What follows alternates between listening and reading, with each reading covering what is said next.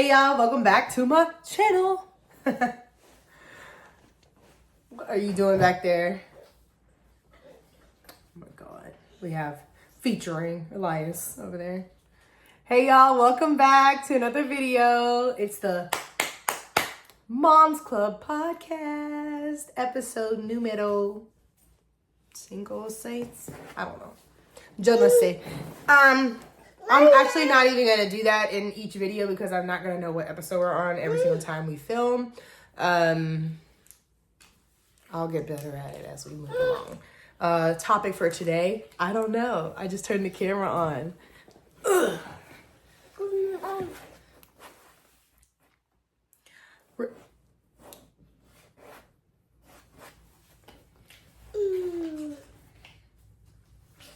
No. What you doing? Don't you throw no trash now. Yeah, so I don't know.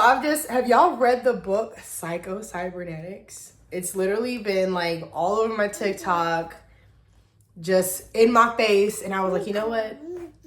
I think God's telling me to read this book. So I got an audio version on YouTube and I listened to it, and oh my gosh. It's literally, if you haven't read it or you don't know about manifestation, like the woo-woo stuff people talk about because of religion or whatever you believe, you need to read the book. It will put a lot of things into perspective. It's not even talking about what you believe in. It's basically like teaching yourself how to unlearn bad habits when it comes to worrying, when it comes to working towards a goal, basically setting goals, because that's what humans are designed to do, is to set and achieve goals. And if we don't have goals, then we basically just have no purpose. And you can have multiple purposes throughout your life. But this book talks about the many goals that you are meant to achieve throughout your life, and just you're a continuous goal achiever, goal striver, goal achiever. That's what the book is about, and it teaches you how not to worry about whatever goal you set. Just imagine and feel the feelings that you will feel when you achieve those goals, and that way it's basically like your body is not able to tell what's real and what's fake because it feels the feeling no matter what. So you just like feel the feeling of your goal being achieved, and eventually it will happen. And you just like, with that, you're basically teaching yourself not to worry because you know it already happens. It's just when it actually comes to fruition. Hey, I told you to stop spitting paper on my floor. Hey, this is your last one. But yeah, so if y'all haven't read the book, I urge you, please go read Psycho-Cybernetics. They have one on YouTube. There's actually 2 different audiobooks. The one that's 11 hours has a lot of commercials. That's why it's so long. But the one for 10 hours, if you can listen to it on and off for a week or whatever, I promise you will not stop letting this book play, because you're just going to be like, oh my God. Oh my God. Like, oh my God. I didn't even know about this. Like, I've been doing it subconsciously without even realizing that I'm doing the things already in the book. It's just like actually like putting them together to work together to form like this circle of goal setting and achieving them, and just continuously making goals and going for them. Like, that's just what it is. Oh my God. Since reading that, I'm literally gonna re-listen to it and take notes on it. That's how much I liked it. Like, it literally changes your whole entire thought process. If you worry, like if you're a worry ward, read Psycho-Cybernetics. That's all I'm going to say. If you feel like life isn't going right for you and you're just doing everything you can and just shit's not going right, read Psycho-Cybernetics. That's all I got to say, because it literally will like change your thought process to stop worrying, because whatever is meant for you is going to be for you anyway, and it already happened. It's just when it's going to happen. You got to open it. Here, that's it. No more candy. He's going to be off the walls for nap time. I don't even know. He got a hold of the Halloween candy. But yeah. So yeah, that's basically what I've been listening to. And like my thought process is just like, oh my God. My mind is like, holy crap. Wow. Like how I got my white coat. I got my white coat from doing exactly what Psycho-Cybernetics says in the book.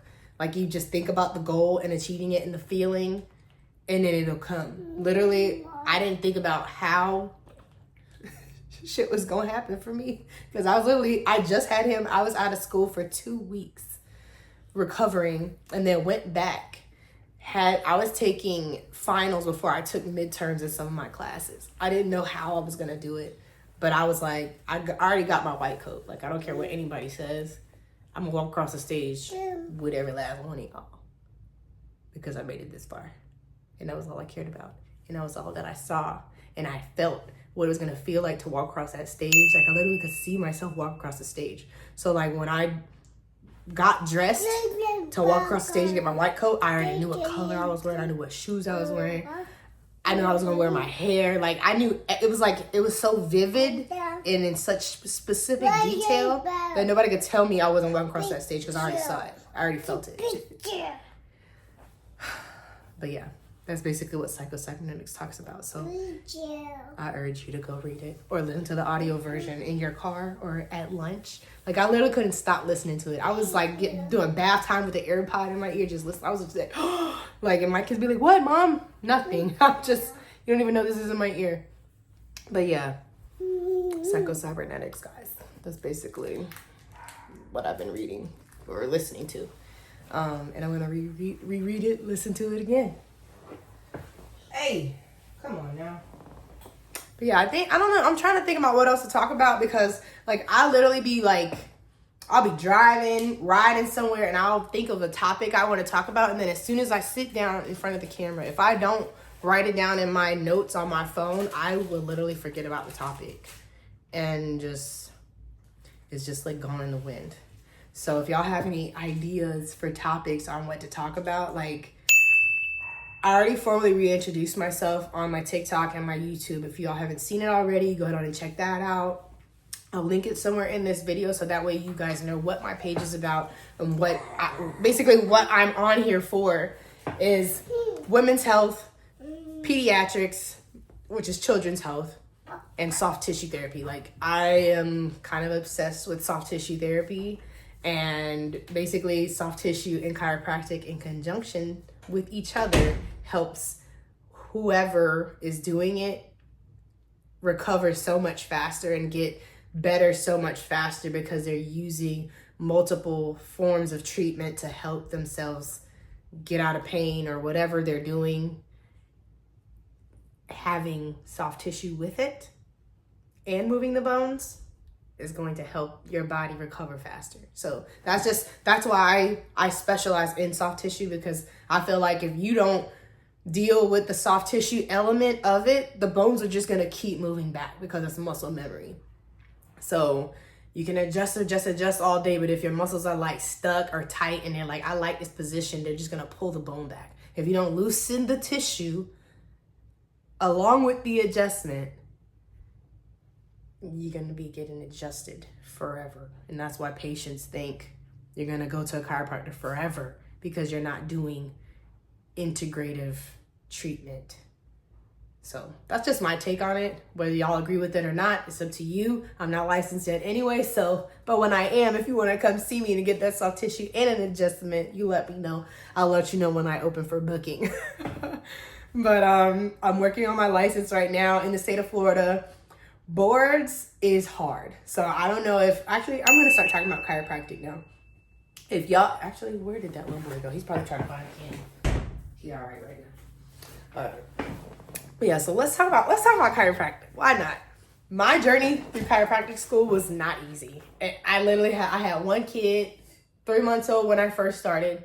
I was in the, like, straight up was in the COVID class. So we started online, damn near finished online, because COVID just kept having like recurrences. There was like Omicron, Delta, and then like a really bad flu that like had hints of COVID. It was just like, some of my classmates, I didn't really know their face until like we were in clinic, and that was just a way of the world at the time. But if you bled chiropractic, you really didn't wear a mask, and nobody judged you for it. There were some like very A+.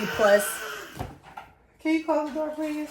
There were like some very grade A students that were like, you're not wearing your mask, you're not wearing your mask. And you look at them and you literally put it to your nose like this and then take that shit right off. Like some of us, like me specifically, because if someone is coughing around me, I pick my mask up. But I normally wore mine like a smile right underneath that was on my ear. So if I saw a professor or somebody, like they by law had to make us wear it. So when we walked by and we put it up, and then as soon as they were out of sight, we'd look and like, and the ones that didn't wear the mask were the ones that actually did not get it. But maybe that's just me. I actually smoke too, so that could have been another reason why I didn't get it, because those that smoke the green stuff didn't really get COVID. But hey, it might have just been me, but I know I have some friends that do it too, and they didn't get it because they partake in medication, you know? But hey, you do you, I do me. I haven't gotten it yet, knock on wood. But I think that's why. But anyway, all through chiropractic school, did not get not one time, because you know what I was doing the whole time? Making sure I wasn't stressed out, because I had kids. Anyway, and I'm medical, by the way, so don't y'all even come for me. I have a prescription for this. What else? Yeah, chiropractic school wasn't easy. Chiropractic school is actually really hard. If I would have known better, like if anybody is like in high school watching me, or you're like in college and you keep changing your major and you know you want to do something in the medical field, baby, change to art. Change to art history, interdisciplinary studies, and get you some science classes under your belt, and don't stress yourself out by trying to do health sciences preclinical or sports and exercise, whatever. Like, just, I was in class with somebody who majored in art, and they had the same prereqs as I did, not as much stress. So you just take those science classes, get the prereqs in order to get into the program that you want to get into, and get through undergrad, because that's all you really got to do to get into most of these programs. And some of them major in freaking art or some type of like criminal justice and incorporate science. Just something that's a little bit easier than just a bunch of science classes. And I will say, if you do take all the science classes, like if you do health sciences preclinical, like at UCF, or sports and exercise science like I did, human performance, you basically learn so much about the body throughout your undergraduate career that it will put you ahead of the game when you get to doctorate program or master's, whatever you want to do. But if you don't want to stress about undergrad and still do the science classes, listen to me. Art history, interdisciplinary studies, or something that is like, people are like, well, why are you doing this? You really can't do anything with it. Major in it, and then take science classes, because you'll save some money, save yourself some stress, and then you can still do the same shit that I just did. What? Literally, if I would have known that, man, I'd have been an art history major, baby. I would have been, what? And then would have still had the sciences. Anyway, it's okay. I digress. But chiropractic school, if you don't have organization or some type of system set up to study, do your homework, take exams, probably 5 exams a week, just go on and wait until you get more organized before you enroll into a doctorate program, because you will get your butt handed to you trying to do it and you don't have a system set up. You will F up. So just go on and save yourself some time, some money, go on and wait, get organized, or try to get organized while you're in the program, and make sure you do your due diligence to really figure it out fast. Because if you don't, you'll figure it out very fast that you're not going to be that successful if you're not. And I learned it very quickly that you have to take it one day at a time, one test at a time, one assignment at a time, and just stay on it. Because if you lack and you lag back a little bit, baby, you're gonna know you lagging back, and you're gonna be working so hard just to catch back up. Just stay on it. That's the best thing I can tell you, is just stay on it. But that was my experience, especially with having kids. Like, I wasn't able to do a lot of the things that some of the other students could, like go to, we call it Technique Open Adjusting Lab, which is TOL. And I basically, like, every quarter, because we had COVID, we had like the bare minimum requirements. So it was like 5 to 8 people in our quarter class that we needed to adjust throughout TOL, or another student in the lower quarter that would come to TOL for us, and they would count as one of our bodies for TOL lab. But for me, because I had kids, I had to pick my kids up from daycare by 5:30, 6 o'clock at the latest. TOL starts at 5. So I literally had to have my patient there at 5:10, and I was gone by 5:15, 5:30 to get my child in time by 6 o'clock. Because if you go 6:01, baby, it's $1 a minute. Okay? So I had to be there by 6. So I really didn't have the time to mingle, to lag back and watch other people treat, during TOL. So I feel like I didn't get as much as I wanted out of the program, but I still learned so much. And then once I got on preceptor, I learned so much more. It was like my eyes were like wide open when I was on preceptor. I was just like, oh my God, the possibilities are basically endless when it comes to chiropractic. You could do anything except prescribe medicine. So, which is good, because people are literally getting away from medicine. They're changing to holistic alternative care because they see medical might not be the answer to everything. And it's not. But medicine has its place, just like chiropractic has its place. Everything has its place, but you have to know and listen to your providers. If you feel like in your gut something ain't right, seek another opinion, okay? That's the best thing I can tell you without giving you medical advice.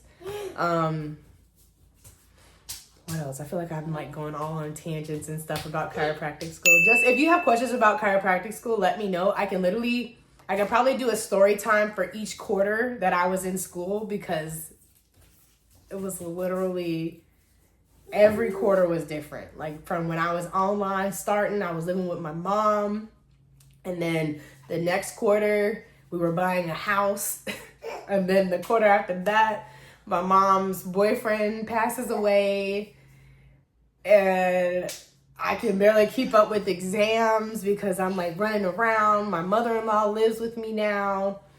Actually, no, my sister lived with us first, and then my sister moved out. The next quarter, my mother-in-law moved in to help me with the kids, or with Junior, and like whatever our arrangement was, she lived with us at the time. And then like 2 quarters after that, she moved out, and then we had 4 other family members come in from Lakeland that lived with us for about 1.5 years.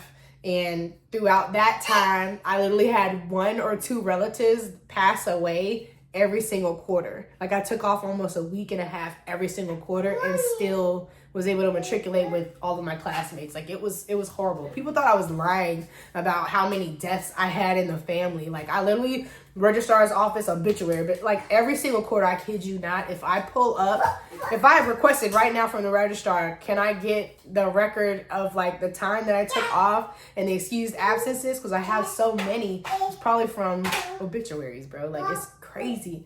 But I don't know. It's just like, I'm not desensitized to it, but I think it was just happening so frequently, and all the stuff that I had going on, I really didn't have time to process and think about it until the quarter was over. And I was like, oh my God, like, what just happened? Am I okay? Okay. We are right. We are still here. That's all that matters. Oh, but yeah. And then to white coat ceremony of the quarter, I was getting my white coat. I knew I was going to have Elias. So mind you, I was pregnant my second year, like the majority of my second year in chiropractic school, and nobody knew I was pregnant because I always wore black. So people didn't know, and I still acted the same. But once my stomach started protruding, people were like, "You're pregnant?" And I'm like, "Yeah, I'm literally about to happen in like 2 weeks." They're like, "What?" I'm like, "Yeah, yeah, girl, very, very pregnant." Get out of the blinds. Get out of the blinds.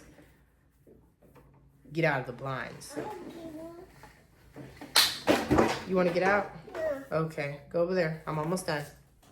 But yeah, so I forgot what I was saying just now. Gosh. Ugh, I hate when that happens. But yeah, white coat. So yeah, it was crazy. White coat, I knew I was having him. So I literally had to get my ducks in a row as soon as I started that quarter. And then I had him, took off 2 weeks, and then came back, took my finals. Like, I was literally in tears the end of that whole quarter. Like, I cried almost every day that quarter, not just from hormones. It was literally from thinking I was not going to pass. But it was like, I knew I was getting my white coat because I felt it. I already knew what it felt like and looked like to walk across that stage. And then I did it. And then it was like the things that I heard after, like some of my classmates even thought I wasn't going to walk. And like some of their parents were like, are you the one that had the baby? I was like, yeah. They were like, oh my gosh, we are so proud of you. I was like, shut up, mama, such and such. I didn't even know you knew I had a baby and still did it. Thank you. I feel like I'm on top of the world. But yeah, it was awesome. And then quarter 9, that was when I started clinic. It was a straight up shit show with a newborn. Breastfeeding with a newborn, 2 different schedules. I had a school schedule and then I had a clinic schedule. What? And then I'm learning new stuff because of clinic, because clinic is a whole other ball game of like documentation, notes, things that requirements you have to fulfill as well as the requirements at school still. So it was like that quarter, you're like, am I going to survive this? Am I going to make it through is the question. And if you do, when it's over, you're like, holy crap, I made it through that by the grace of God, because that's the only way possible was with prayer and grace from the Lord. Because if it was just me, I wouldn't have been able to do it. I don't think I would have been able to do it. Mentally, I would have been struggling. But I prayed and cried. Prayed and I cried. Prayed and I cried. And I got through it. Thank you. Thank you, God. Yeah, and then quarter 10, 11, and 12 was kind of like a blur of stuff. And then you had upper quarter interns and people that like kind of thought they were like an authority above you just because they were ahead of you in the clinic. Like it was just multiple things that I dealt with that I was just like, God is testing me and I'm gonna get through this with flying colors. That's all. And then I started preceptor in quarter 13. Learned a lot of what not to do, but it was an experience. And luckily the preceptor that I was with, he allowed me to go to various offices in order to see different things. I learned a lot. And I was very happy that I graduated when I did. And now I'm working on boards getting my license. So that's basically the update of school and where I am now. I'm working on my boards. I'm a year out from graduating. So I just passed part 1. I passed part 2 before I graduated. I'm now working on part 3, part 4 in physiotherapy, which are the modalities that chiropractors are licensed to do in the state of Florida or wherever we are practicing. And yeah, that's what's left. So I'm going for it. Still kicking, still trying, still going. So if y'all are out there and you just graduated, don't give up. Look at me. Thankfully, I'm still pushing, still striving because I set a goal and I know I'm going to get it. It's just when it's going to happen. So I'm just going to do my due diligence to make sure all my ducks are in a row for me to get what I am waiting for. You're so silly. But yeah, I appreciate y'all for watching. If you haven't already, follow the Moms Club podcast. Subscribe down below. Add me so we can be friends. My social media is Dr. Erica_Hendo. I'll link it over here somewhere. And yeah, I appreciate y'all for watching. Hopefully you enjoyed this rant. Let me know what topics y'all want to talk about in a different video. And yeah, I'll see y'all in the next one. And featuring Eli. All right, bye.